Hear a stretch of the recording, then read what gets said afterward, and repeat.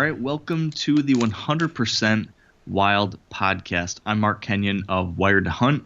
With me today is Matt Drury, of course, and today we're going to be answering a listener-submitted question about dealing with spooking a mature buck, a situation that none of us want to have, but we probably all will. But before we get to that, Matt, we do have a special guest with us, right? Absolutely. We have Dave Reisner with us. He has been with Drury Outdoors 25 plus years, one of our longest tenured team members, him and his partner John Odell, and they're actually the original winners of Dream Season, the first year we ever had Dream Season on TV on the Outdoor Channel, 14 years ago probably. Him and John were the original winners. So they've been with us a long time. They're members of the Bow Madness cast. They go all over the world, and they're deadly with a stick and string. So I'm looking forward to hearing what Dave's got to add to this conversation today. Hello, Dave. Hello there. How you doing, buddy? Good. How are you? Good. Thanks for joining us. You've had quite the year so far, haven't you? I've had a good year so far. Yes, I've been blessed. Give us a little rundown of all that you've seen die so far. I started my adventures in Manitoba, way up, flew into Churchill and went a little west from there, and I was lucky enough, fortunate to kill my first Manitoba moose with a bow. So it was one of those epic hunts that, the moose stayed around us for literally a half an hour trying to figure out where that cow was, and we were playing the old cat and mouse routine, and then got back to Iowa, and first day in the stand, took a buck that I knew pretty well, a gorgeous, 10-point, 160-inch right on my home turf, and then John and I got together, a week and a half ago, right about the same time, that sweet November time period, and I filmed John kill a beautiful, 160-inch 8-point with a drop tine, and then I was fortunate enough to get a mainframe 6x6 with a couple extra points, 170-some inch deer. So, it's definitely been a great year for me. You're having a dream season. I am. 14 years later. You gotta have one of those every once in a while, right? It's been about 14 years, hasn't it? Yep. Well, that's awesome. You guys are really, really having a great year, and John's having a great year on his own too, down in Texas and everywhere else. Correct. So, yep. It's always nice to have a season like that. I look forward to seeing kind of what your thoughts are on the question of the day today, but I wanted to see what Mark's agenda was for today. Yeah, well, no, I'm really interested in that too, and I think we should just get right to it, because both you and me, Matt, we don't have anything too exciting to share when it comes to our own hunting seasons. We continue to not be able to get it done. Other than we did have some success recently. At least we're consistent. True. Very true. One of these days we'll close the deal on our 2 target bucks, but that might have to wait till next week. Yes, absolutely. So should we just get to that question of the day and get into this topic? Because I do think it's a really interesting one. Yeah, let's do it. The question of the day is brought to you by Cabela's, the world's foremost outfitter. Hey guys, my name is Ben Harshine and I'm from Iowa City, Iowa. My question pertains to how deer react this time of year when smelling a hunter.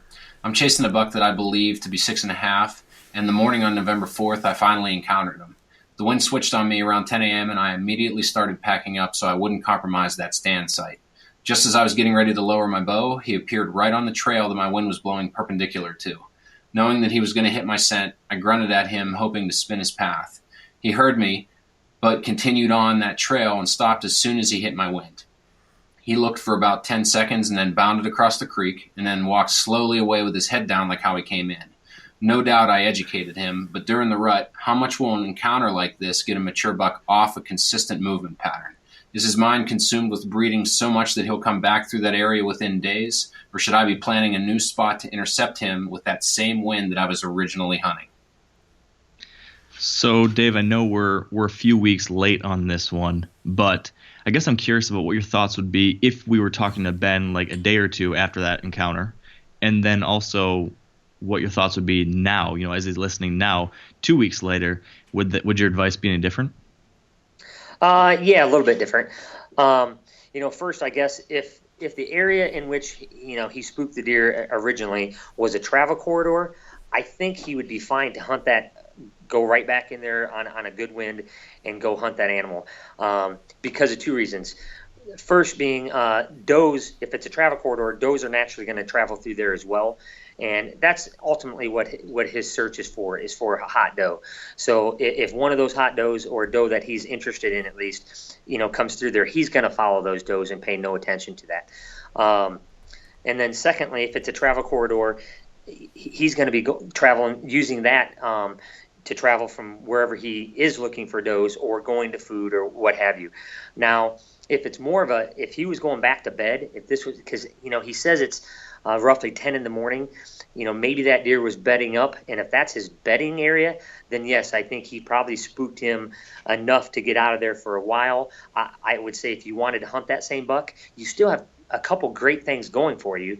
You know where he came from, so you know how he likes to enter that area, and you know that he's using the farm.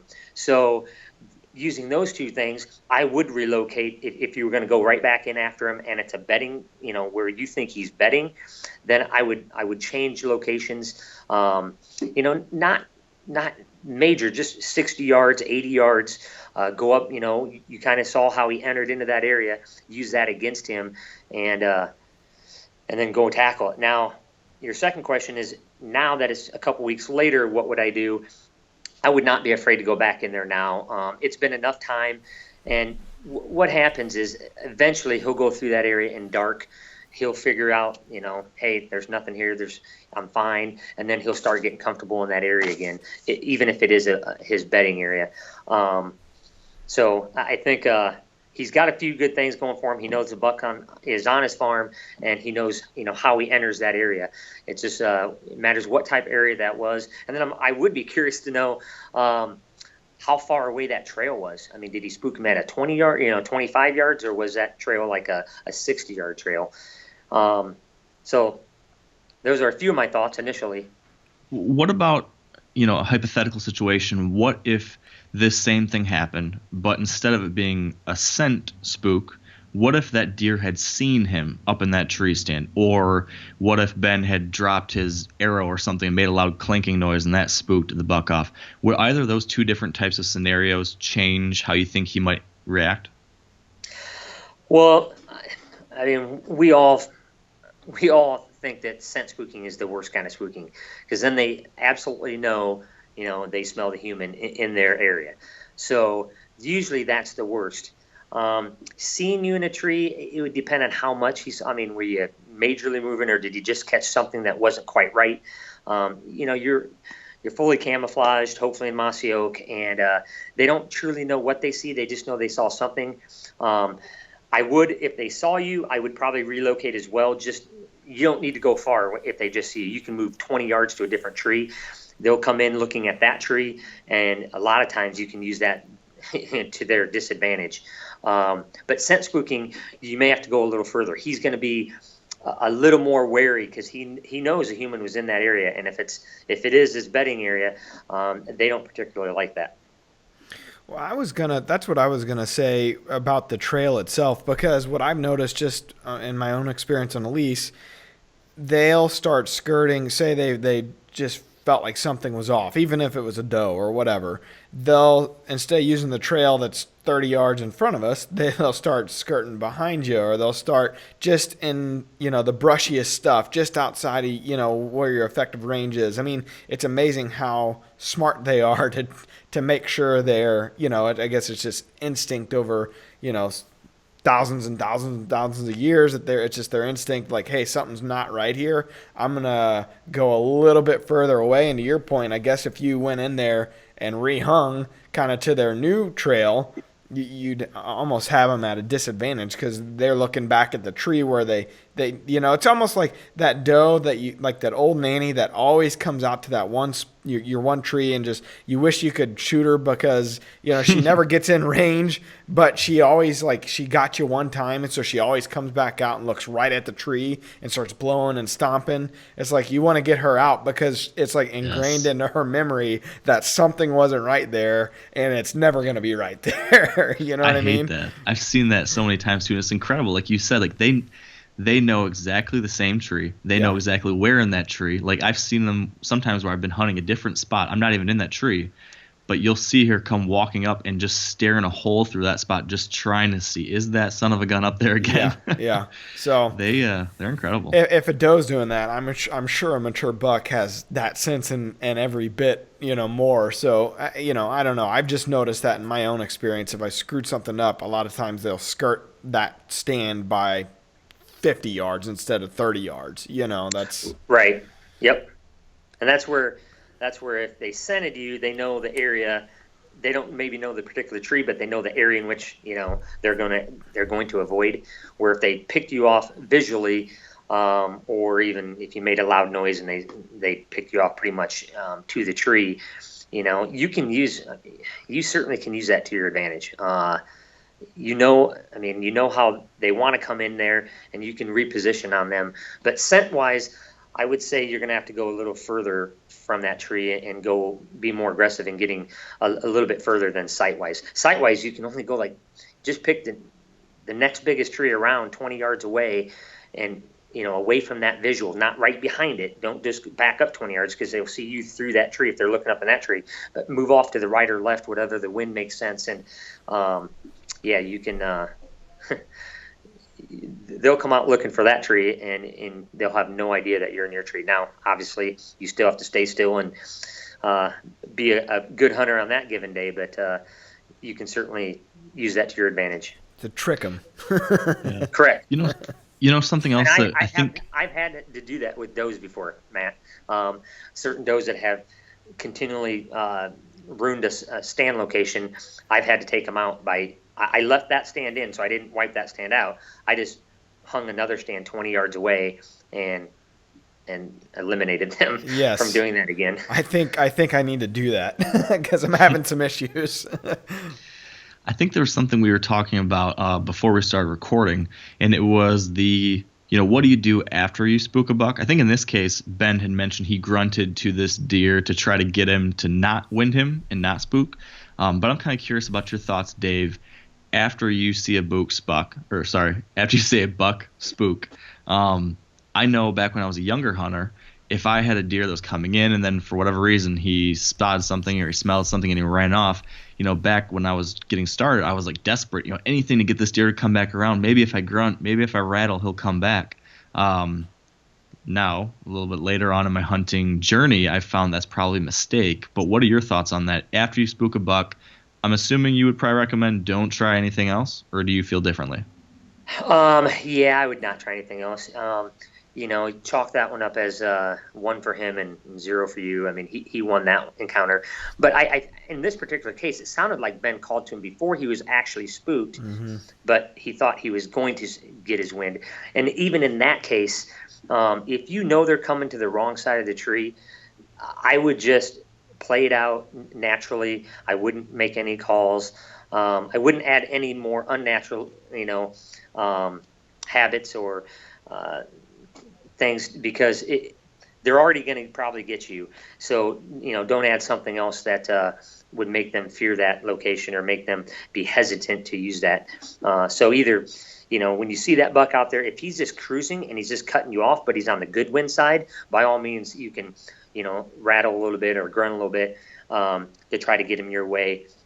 But if he's already headed to a bad wind, to downwind side, then just play it out. I mean, you've lost that encounter already. But what I would have probably done is I would have maybe, like I said, I don't know how far that trail was. It didn't sound like it was terribly far, but maybe it was. Maybe it was out of range. My natural instinct in that scenario would have been to grab my bow. He said he was just getting ready to lower it, but hadn't. I would have gotten all ready, and I would have said, you know what? I'm going to take my chances. If I can get him, if I can get him in a location that I can get a shot off before he gets my wind, I'm going to be ready. And because every time you grunt call, they're going to go downwind. And if that trail was downwind, then all you're doing is you're making that process happen, even quicker. So, and more maybe unnatural. Just let him cruise through there, and maybe he would have veered off that trail and given him just a little bit, maybe a shot opportunity or such. Yeah. Speaking of calling, what about this scenario? And unfortunately, I think I've encountered this year, and I've kind of had some thoughts on what I should do. But what if you spook a deer because of your calling? Like, what if you snort wheeze at a buck and he doesn't like it and he runs off? Or what if you rattle and that buck wants nothing to do with it and he runs off? What's your take on that kind of scenario? Well, I would jog that in the back of my memory and know that maybe two things: that buck isn't mature enough to want to challenge, a buck that he feels is more mature in that area. So the next time I would encounter that deer, I would just let things happen naturally and not do anything. Or you could have just hit the timing wrong. It's like those days turkey hunting. You can bang two rocks together and call a turkey in, and then there's other days you can sound like the prettiest hen out there, and nothing wants to gobble. So it's same as the timing means everything. One day you can grunt to a buck and he turns and comes right in, and the next day 2 days later you can grunt to him and he could care less. So you have to know, some deer have different makeup where they will challenge. They're more dominant. They're aggressive, and other bucks just aren't. They're never going to be. And so you have to kind of weigh that scenarios and weigh that personality of that buck and go accordingly. So as we sit here on November 22nd, what is your strategy? Two questions. First, where do you think we're at in the season as it pertains to the rut? And this goes back to the calling and when you should call and all that stuff, because I feel like we're kind of on the end of that bell curve that Mark always talks about. But I want to get your thoughts on where you feel like we're at in the season, and then what's your strategy going forward, because a lot of people think this period, this next week or so, is a pretty rough time to hunt. Kind of, we call it on 13, the party's over. They're just not moving. You don't see pictures of them. I mean, on my lease last year, it was just dead after the gun season. So what do you think? What are your thoughts going forward? Well, yeah, in states that have had gun seasons already, it's tough. They're on edge. The only way, not the only way, but you pray for good weather, which meaning cold, that might put them on a food source early, or at least put the does on a food source. We are on the end of it, but there still are does, younger does that are coming in, and those bucks are still wanting to compete for the breeding rights. They're just going to do it. They're not going to do it so intently that they're going to make as many mistakes as they did, the previous 2.5, 3 weeks. So, if you have to hunt where you think they're going back to bed, or you hunt, doe groups coming out to destination food fields, or hidey ho food plots, or what have you. That's how I'm going to attack the next few weeks. We haven't had a gun season yet in Iowa, but it's coming. First week in December, and then after that, it's hard. All the deer have been harassed enough that they tend to go find the security cover, and they stick to it a lot more religiously. But so you can find that thick cover, find where you think they had bedded prior to the rut, and where they felt comfortable up until the rut, and started bringing them out and expanding their range. And if you can get in there, you can still be pretty effective. And then, like I said, if you get cold weather and you're forcing those does to go to some type of food, you can try to hunt them, intercepting those does going to that food source. Are you hunting primarily evenings? Yeah, I would hunt a morning if you have an effective way to get into a buck's core bedding area. If you can get back there without, prior to him, or, some of my farms, if I take a boat in, I can boat around them, and virtually I'm undetected. I'm 20 yards off the shore, and you can really backdoor them that way. If you can get backdoor on a buck, I would hunt still all day. They're still going to move within their very small core area throughout the day a little bit. They're just probably not going to expand their range. They're not going to be crossing roads and crossing this as much at this time of year. And why I like doe groups this time, because it's usually those younger does that are coming in estrus now. So younger does are, in a sense, they were kind of kicked away from mom for a little bit while she was in the breeding cycle. And usually they've returned to mom. They're still hanging around mom. And those bucks are going to intercept those does in that doe group. So if you can find doe groups, usually, with the mom involved, going out to a food source, because she's been bred, so she's back on a regular pattern. And so she's leading her fawn out to the same pattern. So yes, evenings, if you're hunting food sources, evenings, if you're hunting core bedding areas and you can backdoor them, then definitely get in there early in the morning. Yeah, a lot of guys I've talked to have spoken to similar things like you mentioned, Dave.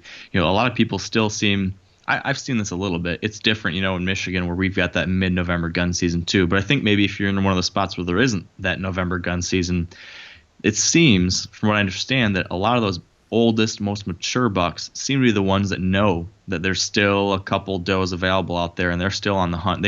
They knew early on they wanted to get the first one, and then they knew at the end, I know there's still something out there, so they stick around looking for that last one. I think if you can be in the right spot and if you have the right situation, it can be one of those times you can get the biggest, oldest deer occasionally. I have seen that a few times. I had a 5-year-old I was after a few years ago in southern Ohio, and I saw him at midday on November 25th, I think, or 26th. So, it's definitely, no one should be throwing in the towel yet, I think would be what I would recommend. There's definitely action still to be had. That's that desperately seeking phase. They're desperately seeking that next or last available doe. In our text chain between Mark and Dad and I, it's been interesting because the last few days, well, first of all, Dad said that his farm has just shut down since last Sunday when I shot the deer I shot. He said, now he's had encounters. He's had an encounter with his big shooter that he's after. Of course, the deer's broke off like 30 inches. So he's had bummer. 2 encounters with him since then. And so he's gotten passes. But he has seen a couple mature deer, but when he has, he said they've been on does, tight to does, and he's, in the interior of his farm. So I thought that was interesting. But both he and Mark, when they have seen a mature buck, they're on does, but outside of that, they've hardly seen any deer at all. I mean, like, for what they're accustomed to, it seems like their farms have both really shut down. So I think, they were saying it was like we completely skipped desperately seeking and went straight to the party's over. So I don't know. That's just feedback that they've been giving amongst themselves. Another thing to keep in mind at this time of year, if you do have that gun season pressure, is the behavioral changes based on that pressure. So if you've got a property that you're able to keep pressure off of during firearm season, like what I try to do in Michigan, is leave one of my main Michigan properties completely alone. And so because of that, I'm missing out on maybe an opportunity during that firearm season. But because I leave it alone, once you get to late November, early December, I've got great activity because this is the only area where there haven't been tons of hunters. So these deer found their little sanctuary. They believe it's safe. No one's been in here for a couple weeks. And so usually what I'm seeing on this property is it actually kind of gets better after the gun season, assuming that the buck I'm after survives the onslaught of hunter orange.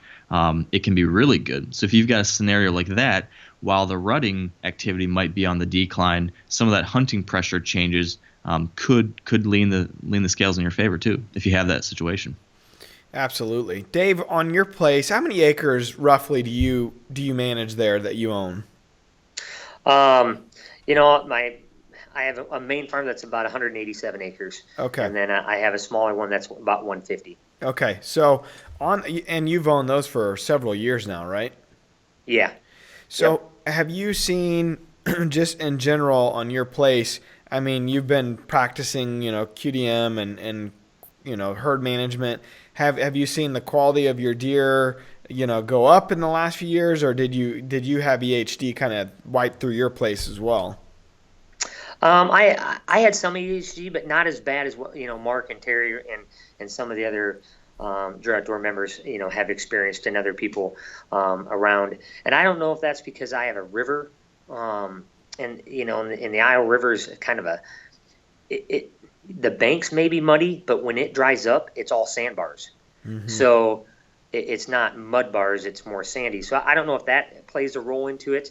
But I didn't get hit terribly. But I haven't. Yeah, I've noticed the quality are continually getting better and better. It's it's a work in progress, always trying to take out some of those less desirable bucks, so that they don't pass on to their genetics, and then leaving some of those more desirable bucks and for a little longer. Those are the ones everybody's trying to go after because they look good at 3, and then our goal is to leave until 5. But yeah, it's definitely very rewarding to see a deer grow up. And like the buck I killed in October is a 6.5-year-old deer. I have pictures of him dating back to 2012. So in 2012, even in 13, you wouldn't have thought this deer was anything that great, but you mark a couple great growing seasons. We had plenty of rain in the early spring, so a lot of forage and vegetation grew early. I think it was a pretty good growing year for a lot of bucks, and and he grew, and ended up being 160-inch, basically 8-point. I mean, he's got a little 9s and 10, but that deer, he was definitely at his best, and he was 6.5 years old. Awesome. So what are you planting so you can hunt the late season? Like what kind of setup do you have between whether it's bean or corn that you left standing and then your food plots? Like, what do you have in 150 acres or 187 acres? I mean, that's not, it's a great piece, but it's not humongous. So what's your strategy there to get them up and moving here late season?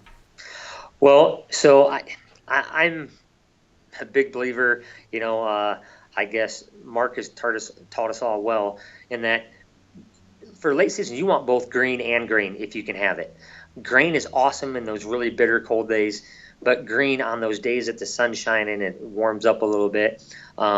If you can have some winter bulbs and sugar beets, some type of bulb material, brassica, that once you've had a few frosts, that starch is leaving the bulb material coming up into the plant, it really makes it desirable, later season. And, the nice thing about those plots, they don't have to be huge. So what I try to do, I try to bring them through a green food plot into my destination food source. And I have a blind located in the destination food source, but I'd rather hunt them traveling through my green food source, because where my timber is, they're going to go to the green first. They have to pass through there, or they have to avoid it and go around into the thicker brush cover, which sometimes they will. But a lot of times they'll go out and feed, on those brassicas for, 10, 20 minutes on their way out to the destination food source. So you can intercept them, and then I make it so that I can hunt them on either wind direction. It's only 60 yards wide by maybe 120 yards long, and I kind of make it like almost a runway right out to it, so that they pass through that. I have a north wind and a south wind set up, and that's how I try to do it. And then I have corn and beans out as my destination food source, and it works really well. I see it, like you said, it's only 187 acres, but late season, kind of piggybacking on both of yours, I don't put any pressure on it during even gun seasons really. So by late muzzleloader, they're staged up in there, they're stacked in there. And then the thing that I think a lot of people maybe lose sight of is it's not just year one you do this. It's after you've done this and you've had a consistent food source on I don't care if it's 100 acres or 80 acres. Once you've established that you're going to provide food late season for deer, and you're going to have enough to go for a while, those deer know that, and it's not the first year you do it, it's the fourth year you do it, it's the fifth year you do it. It's those deer that have been raised there that you're going to be more successful to have the opportunity to harvest. And not that you can't and won't harvest one before that, but it's the ones that have never known that it hasn't been there that you're going to be the most successful. That's a good point. And I think that's why Mark and Dad always say, it's when you get a new place, a new lease, or whatever, a new farm, it takes, a good 4 to 5 years to finally see kind of the, fruits of your labor. You know what I mean? So right. That's a good point. And a lot of that has to do with it's the deer that have kind of grown up on your place, knowing that those things are going to be there for them. Yep. And It's crucial late season.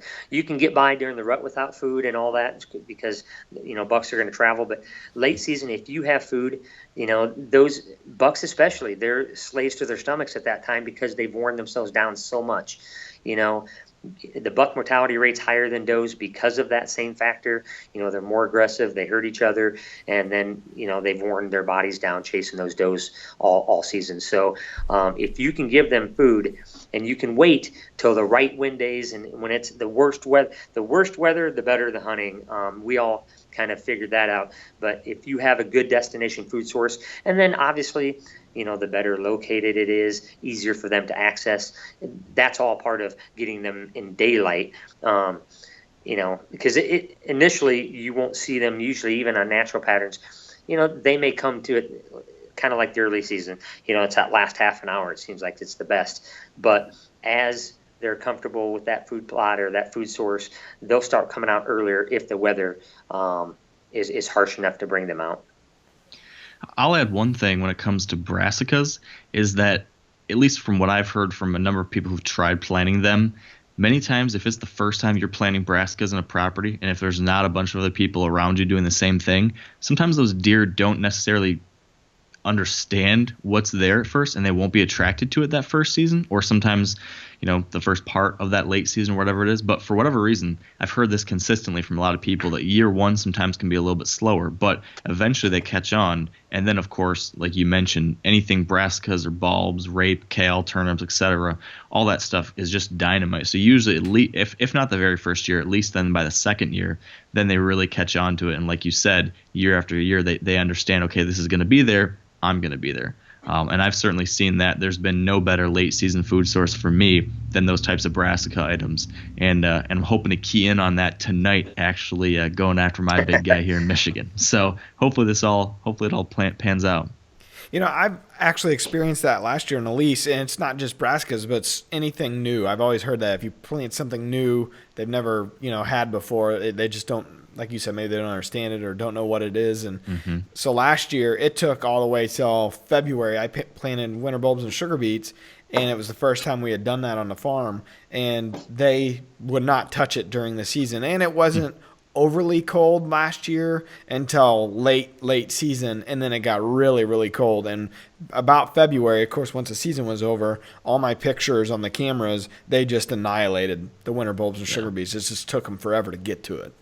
Yeah, it definitely does take that good, cold, hard weather to get them really hitting the brassicas hard. Like I've always seen them, at least in my spots here in Michigan, they'll nibble here and there earlier in the season, mid-season, but once you get to that really cold weather, then they just demolish them. So if the weather cooperates, they really can be pretty darn good. Although here, the extended forecast that I saw, Mark actually texted it to Dad and I from the Weather Channel. It looks like it's going to be extremely mild in the Midwest for the next couple months, unfortunately. So it's not really the best news. No. If you're looking for a harsh, winter climate to get them up on their feet to those destination food sources. Yeah, that's been kind of the story of this whole last month and a half. Warm rut, now warm late season. Yeah. Mother Nature's not helping us out here.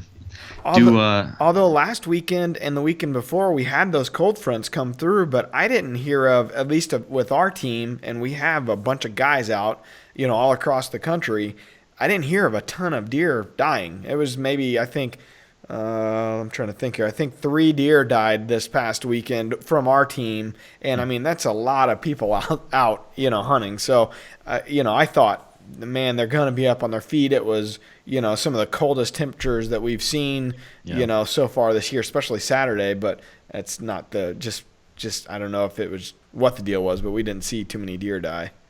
Yeah.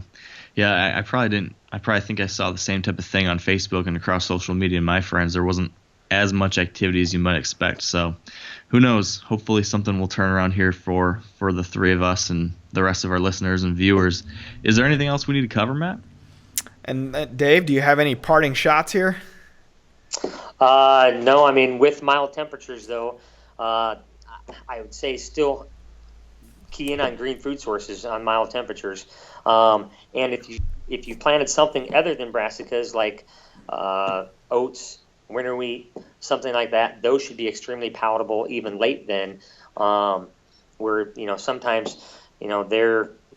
they're kind of losing their interest once the cold weather really, really hits hard, and, deer are switching to those brassicas. But yeah, green fruit source, when it's more mild temperatures is usually the key. All right. Thank you for joining us, Dave. Yeah, thanks Dave. For having me. It was a lot of fun getting to hear from you, and we've been able to hear all sorts of different perspectives over these last 6, 7, 8 months doing this, and man, I really enjoyed it, getting to hear from guys from the Drury team and all over the place.